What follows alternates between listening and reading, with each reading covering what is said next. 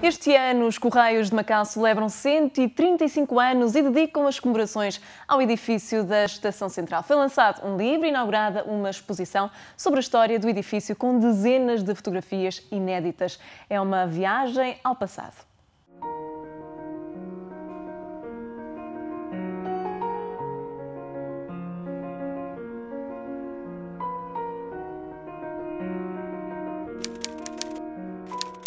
Com 88 anos de existência, este edifício narra grande parte da história dos Correios de Macau.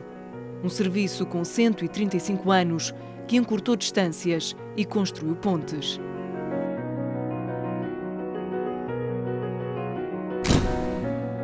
A história desta casa dos Correios é agora contada em dezenas de fotografias reunidas num livro inédito.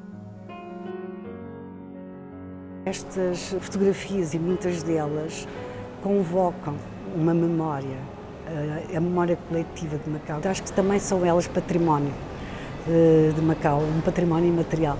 Mas estas memórias contextualizam, no fundo, a história das comunidades de Macau e da cultura de Macau, marcam a sua identidade.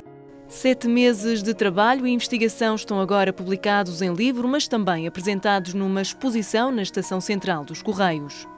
Pensamos que seria interessante para enquadrar e para dar a conhecer a um público mais vasto, porque o livro certamente não chegará a toda a população de Macau, que quase diariamente a população e visitantes entram nesta casa, enquadrar com um conjunto significativo ou de fotografias mais significativas que constam no livro e que representam a estação como era a Estação Central a quando da sua abertura ao público, em 1931.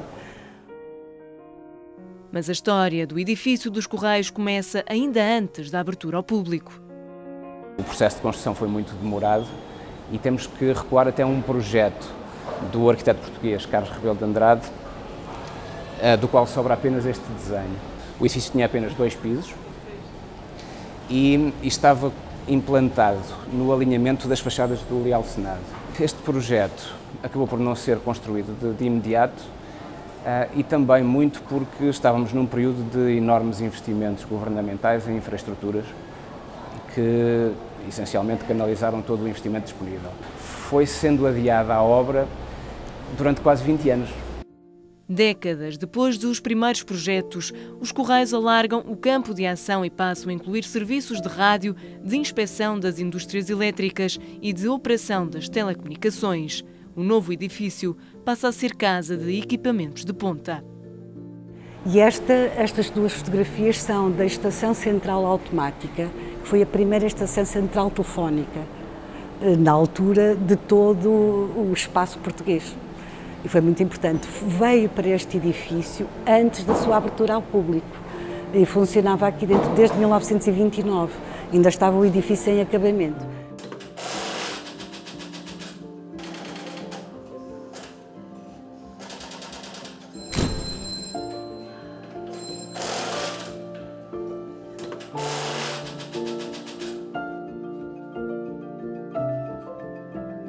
Nesta viagem pela história dos CTT, vimos até ao Museu das Comunicações para uma viagem ao passado.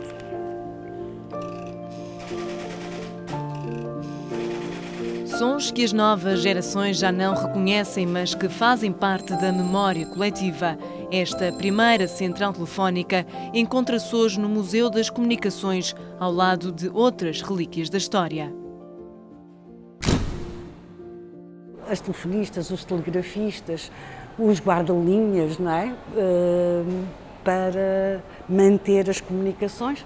Depois temos ali as cabines telefónicas, que até aos anos 80, e quando cheguei a Macau ainda existiam estas cabines.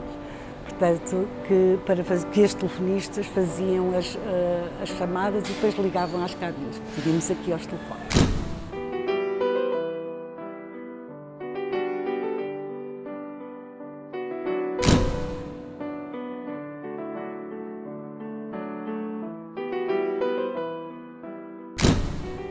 Mudam-se os tempos, mudam-se as vontades e o maior espelho da evolução dos tempos é o interior do edifício.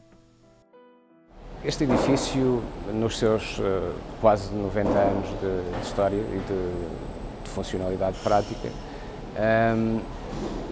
sofreu muitas alterações. Até aos anos 70, as alterações foram pontuais.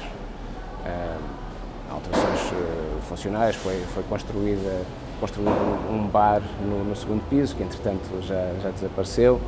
Chegou a haver uma capela na cobertura, muito própria do tempo do Estado Novo. Não é? Mas as grandes alterações surgem nos anos 80. Atualmente, se percorrermos o edifício, provavelmente não conseguimos ler a arquitetura original. As alterações responderam às exigências da época. Possivelmente, se fossem feitas hoje, seriam feitas com outros critérios. Eventualmente, poderia talvez pensar-se em inserir essas funcionalidades noutro edifício, preservando este com um caráter mais institucional, mais museológico, mas os tempos eram outros, já passaram cerca de 40 anos. A fachada mantém-se fiel à história. O edifício está incluído na classificação de Património Mundial do Centro Histórico de Macau.